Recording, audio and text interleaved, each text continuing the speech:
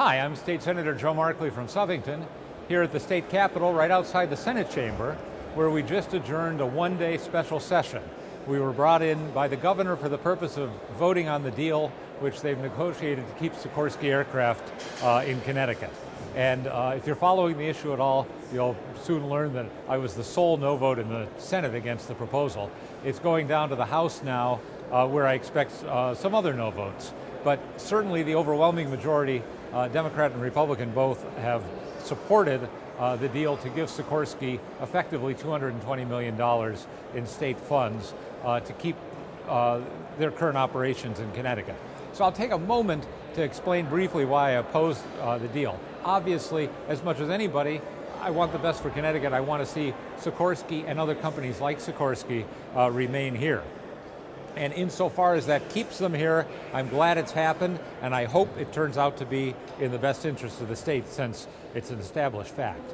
But I feel the principle behind it, which is the notion of what people like to call corporate welfare, I think it's a good term for it, applies here as it applies in every case.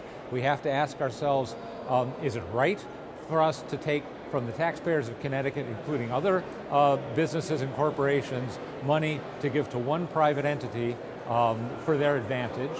And is it, in the long run, even in the best interest of the state, whatever the principle underlying it is? The problem is we're paying off companies like Sikorsky because we've created such a bad business climate in Connecticut that there's no other way to keep them here. We have overspent, and the result has been overtaxation. And we have, in the name of the common good, have imposed regulations on corporations which has restricted their ability to operate, almost strangled them if you talk to small business owners. That underlying problem has to be resolved. Just to pay off companies one by one as they come before us is not going to put us back on the road to fiscal success. And the $220 million we're giving to Sikorsky is going to have to come from taxpayers elsewhere and create that much more of a burden for them. That's the reason for my opposition.